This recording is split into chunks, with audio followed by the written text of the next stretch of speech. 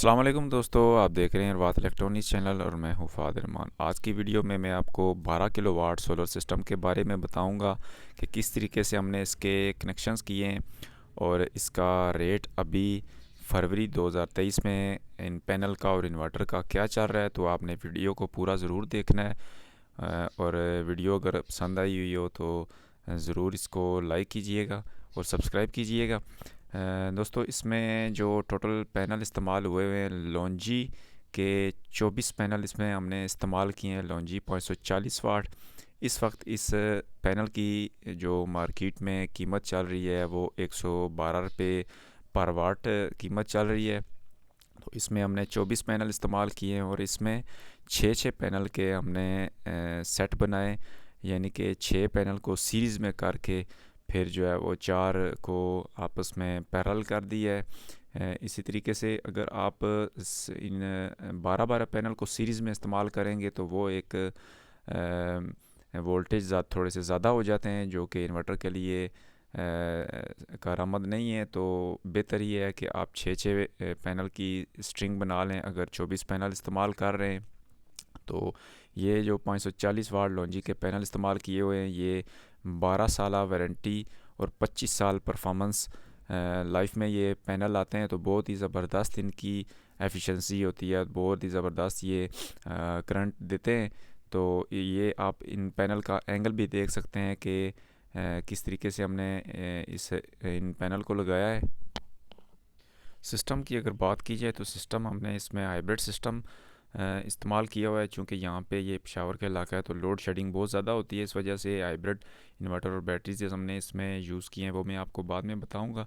पहले हम पैनल की बात कर लें। तो पैनल जो है वो आपको जो कीमत है वो मैंने आपको बता दी।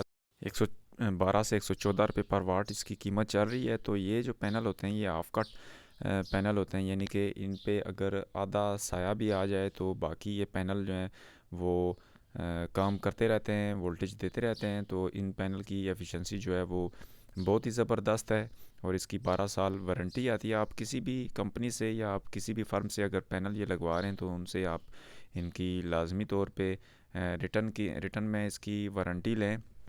और इसकी वैसे भी परफॉर्मेंस जो है वो 25 साल तक है। इस सिस्टम में अगर वायरिंग की बात की जाए तो हमने जो डीसी वायर इस्तेमाल की हुई है वो 6 mm की इस्तेमाल की है, प्योर कापर वायर है। तो अभी हम स्ट्रक्चर पे आते हैं। तो स्ट्रक्चर जो इसमें इस्तेमाल हुआ है वो L3 इस्तेमाल हुआ है, यानी कि एक स्ट्रक्चर पे ये 540 वाले 3 पैनल आ जाते हैं। तो इन पैनल की अगर कीमत की बात की जाए तो ये 9 से 9,500 में अच्छी गेज में ये पैनल अवेलेबल हैं। और इसमें आप L2 भी स्ट्रक्चर इस्तेमाल कर सकते हैं, लेकिन L2 में फिर एक तो जगह भी ज़्यादा लेंगे। तो बेहतर ये है कि अगर ज़्यादा पैनल हैं तो L3 लगाएं। और ये हमने लाइटिंग अरेस्टर इस्तेमाल किया हुआ है जो कि आसमानी बिजली के लिए होता है।